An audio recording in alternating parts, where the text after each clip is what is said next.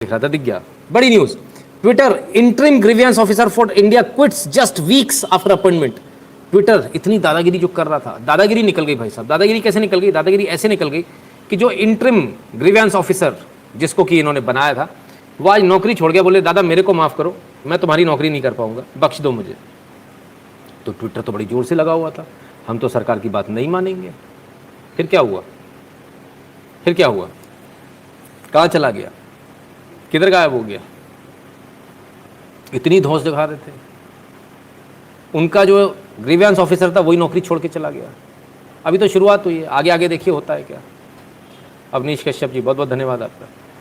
तो अभी तो शुरुआत भी नहीं हुई है, अभी से इतना बुरा हाल, अभी से ऐसा हाल हो गया कि लोग नौकरी छोड़ छोड़ के भाग रहे हैं। ऐसे कैसे काम चलेगा बाबा, ऐसे कैसे काम चलेगा? ये तो बड़ा गड़बड़ हो गया।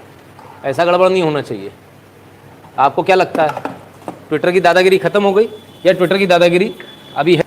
हितेश मिस्त्री जी कहते हैं आज टिकैत को टेंट में एसी लगा के सोया हुआ पाया, नीचे कैप्शन लिखा था जीवन का भीषण संघर्ष है, भीषण गर्मी में संघर्ष करता है एक किसान। मेरे साहब बिल्कुल बड़ी गजब की। उनसे पूछा भी मैंने फ़ोन लगा के, ना टिकैत साहब ये फोटो आ रही है एसी में, क्या चक्कर है? और ना फोटो उट्टो पर बना जाओ ना, मैं तो सपने देख रहा था, सपने में भी खेती कर रहा था, मेरे को तो एसी में पसीना आवे। कैसे भाई? ना सपने में खेती कर रहा था, रहल जोत रहा था मैं तो।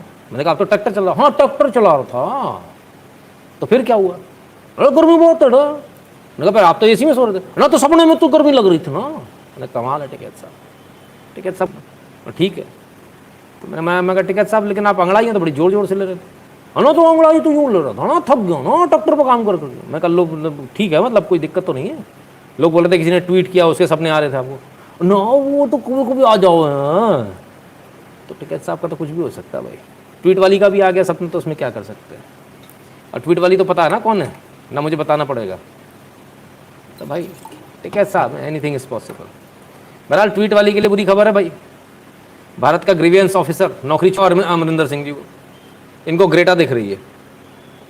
अरे सर आप भूल गए फार्मर्स की बात करने वाली विश्वविख्यात, मतलब सबसे बड़ी एक्ट्रेस है वो। कमाल कर दिया सर है?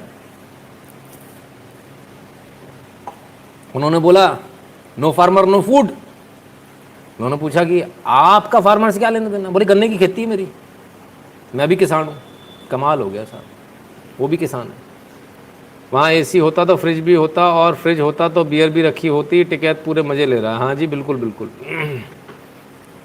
तो साहब कुछ भी कर सकती हूँ। अमरिंदर सिंह जी मेरी बात का बुरा नहीं मानना, मतलब ऐसी मजाक करते रहते, मजाक चलता रहता है ना। तो खैर क्या बोले, सबकी खेती, सब खेती वाले लोग हैं। आपको आज की एक और अच्छी और बड़ी खबर बताता हूँ जो आपको देखना चाहिए, सुनना चाहिए, समझना चाहिए। आइए इस खबर को भी देख लीजिए। India plans to permit space startup to build rocket launch pads as good as any says industry. Bharat विदेशों की तर्ज पर, अमेरिका की तर्ज पर प्राइवेट एंटिटीज को अनुमति देने वाला है। यानी अब तक तो मैं आपसे बोलता था कि भैया वो कल एवोकाडो उगा लो कह रहा था, अब मैं कहता हूँ आज रॉकेट बनाना सीख लो भाई। प्राइवेट रॉकेट, प्राइवेट जेट आप हवाई जहाज में अंतरिक्ष में भेज सकते हैं। इसके लिए लॉन्च पैड भी प्राइवेट बना सकते हैं, और सिर्फ अपने लिए नहीं दूसरों को भी दे सकते हैं किराए पर कि तुम अपना लॉन्च कर लो यहाँ से।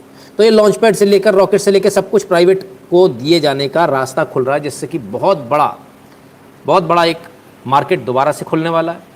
स्पेस इंजीनियरिंग में जितने भी लोग काम कर रहे हैं अपनी कमर कस लें, सीट बेल्ट बांध लें, और इससे पहले कि सरकार कुछ नियम कायदे ऐसे बना दे जिससे विदेशी कंपनियों को फायदा हो, आप पहुंच जाइए मिनिस्ट्री के पास में, दबाव बनाइए अपने फेवर में कराने का, और अपने हिसाब से अभी से अपनी कंपनी को सरकार के हिसाब से एडजस्ट करना शुरू कर दीजिए। पेपर का एडजस्टमेंट शुरू कर दीजिए, क्योंकि उस हिसाब से पेपर नहीं बनेंगे तो फिर कष्ट होगा आपको, कल फिर आप काम नहीं कर पाओगे। तो समझ में आ रहा है?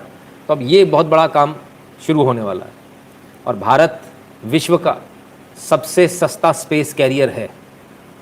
किसी भी दूसरे देश के मुकाबले भारत 1/10 कीमत में, यानी ऑटो के खर्चे में स्पेस शटल्स यहाँ से निकाल देता है ना। तो ज़रा इसके लिए तैयार रहिएगा।